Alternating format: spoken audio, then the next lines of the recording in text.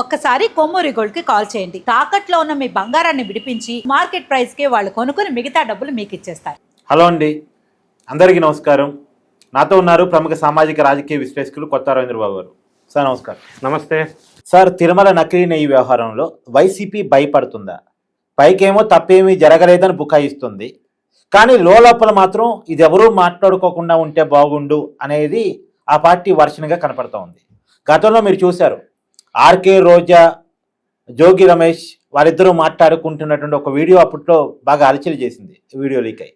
అయితే నిన్న పర్టికులర్గా సుప్రీంకోర్టులో శ్రీనివాస్ అనేటువంటి ఒక వ్యక్తి ప్రజా ప్రయోజన వ్యాజ్యం దాఖలు చేశాడు.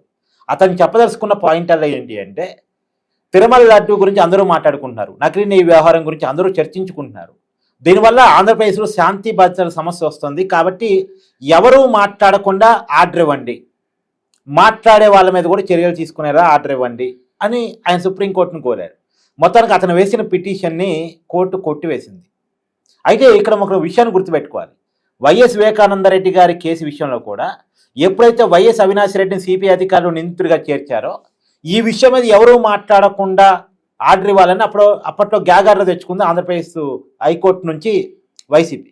సరే, ఆ ఆర్డర్ మీద మొత్తాన్ని సుప్రీంకోర్టు స్టే ఇచ్చింది కాబట్టి ఓకే అయింది, కానీ లేకపోతే ఎవరూ మాట్లాడకుండా చేయడం కోసం వైసీపీ ప్రయత్నం చేసింది. ఆ ప్రయత్నమే ఇప్పుడు కూడా చేస్తుందా అంటే ఏం చెప్తారు? ఇప్పుడు మీరు ఇంట్రోలో ప్రస్తావించిన అంశాల్లో తిరుమల లడ్డూ ప్రసాదంలో కల్తీ నెయ్యి అని వాడారు. అసలు కల్తీ నెయ్యి అన్న పదాన్ని అక్కడ మీరు వాడకూడదు. అవును, నెయ్యి అని చెప్పి కెమికల్ లిక్విడ్ వాడారు, ఒక సవరణ. రెండోది, మానూరి శ్రీనివాస్ అన్న వ్యక్తి పిటిషన్ వేశారు అని అన్నారు. మీరు పిటిషన్ వేయించారు వైఎస్ఆర్సీపీ వాళ్ళు అనేది ఒక సవరణ.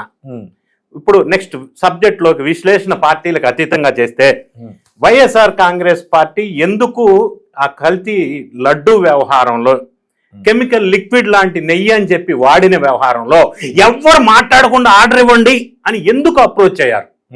అంత అవసరం ఏమొచ్చింది? What is the necessity?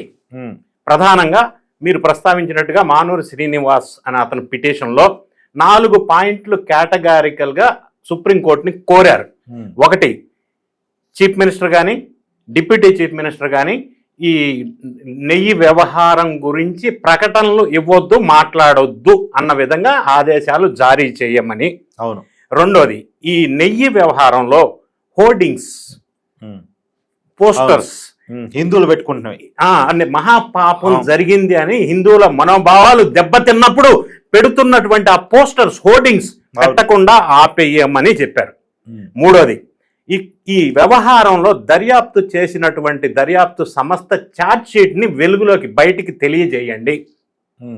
నాలుగోది, ఇక్కడ రాష్ట్రంలో చట్ట వ్యవస్థను పర్యవేక్షించడానికి స్వతంత్ర పర్యవేక్షణ వ్యవస్థను ఏర్పాటు చేయండి. ఎందుకు అంటే శాంతి భద్రతల సమస్య వస్తుంది ఆంధ్రప్రదేశ్లో. ఈ 4 అంశాలు ఆయన చేత పిటిషన్ వేయించారు సుప్రీంకోర్టులో. ఇప్పుడు విషయానికి వస్తే, ఈ నెయ్యి వ్యవహారంలో కెమికల్ లిక్విడ్ నెయ్యి అని చెప్పి వాడారు అనేది చర్చ జరుగుతుంది. దీని మీద YSR Congress party initial stand ఏంటి? దర్యాప్తు సంస్థ సిబిఐ క్లీన్ చిట్ ఇచ్చింది అని చెప్పారు. అవును, తప్పే జరగలేదు అని చెప్పింది, క్లీన్ చిట్ ఇచ్చింది. తర్వాత స్టాండ్ మారింది, లేదు కల్తీ జరిగింది కానీ జంతు అవశేషాలు లేవు. మళ్ళీ నెక్స్ట్ ఇంకొక స్టాండ్, మూడో స్టాండ్, సుబ్బారెడ్డి, వైవి సుబ్బారెడ్డి అప్పటి అధ్యక్షుడు, కల్తీ మాట నిజమే, అవన్నీ కెమికల్ లిక్విడ్ వాడారు కదా. తర్వాత ఏమన్నారు, ఇంకొక స్టాండ్ మళ్ళీ, కల్తీ జరిగింది మా హయాంలో కాదు, చంద్రబాబు నాయుడు గారి హయాంలో. ఇన్ని రకాల 4 రకాల స్టాండ్స్, వివిధ వ్యక్తులు వివిధ భాష్యాలని చెప్పారు ఈ వ్యవహారంలో. ఎవరికి ఇష్టం వచ్చిన భాష్యం వాళ్ళు చెప్పారు, అంటే ఇంటర్ప్రిటేషన్. ఎందుకు ఇన్ని రకాల అవగాహన రాహిత్యంగా మాట్లాడారు? ఒకటి, సరే దర్యాప్తు జరిగింది, వాళ్ళు ఛార్జ్ షీట్ ఇచ్చారు, మరి గవర్నమెంట్కి కూడా 11 పేజీల రికమెండేషన్ ఇచ్చారు. గవర్నమెంట్ ఏకసభ్య కమిషన్ ఏర్పాటు చేసింది. ఆ కమిషన్ ఎందుకు వ్యతిరేకించాల్సిన అవసరం వైఎస్ఆర్సీపీకి ఏం ఏర్పడింది? కమిషన్ సింగిల్ కమిషన్ కాదు, ఇంకా పెద్ద కమిషన్ వేయండి, ఇందులో నిందితులు ఎవరున్నారో నిగ్గు తేల్చండి అని అనాలి. అరే, కూటమి ప్రభుత్వంలో జరిగింది అంటున్నారు కదా కల్తీ, బండ గుద్ది చెప్పాలా, కమిషన్ నిగ్గు తేల్చాలని చెప్పాలా. సుప్రీంకోర్టులో ఏం పిటిషన్ వేయాలా? ఇందులో నిజాలు తేల్చి ఛార్జ్ షీట్ అంతా ప్రజలకి తెలియజేయండి, ఎన్డీడీబీ రిపోర్టు ప్రజలకి చూపించండి అని అడగాలిగా. అడిగితే వాళ్ళ బతుకం మొత్తం బయటపడి ఎందుకు వాళ్ళ ప్రమేయం లేదంటున్నారుగా. మళ్ళీ కాంట్రడక్టరీ ద్వంద్వ వైఖరి చెప్పొద్దు. ఒక సైడు వాళ్ళ ప్రమేయం లేదంటున్నారు, ఇప్పుడు మీరు మళ్ళీ వాళ్ళ బండారం బయటపడుతుంది అంటున్నారు. ఏదో ఒకటే కరెక్ట్ అయి ఉండాలి కదా. బండారం బయటపడుతుందంటే ప్రమేయం ఉందని ఒప్పుకోవాలిగా. ప్రమేయం ఉందని ఒప్పుకుంటే మళ్ళీ గ్యాగ్ రేమన్ ఎందుకు కోర్టును అప్రోచ్ అవ్వాలా, మాట్లాడొద్దని ఎందుకు అనాలా?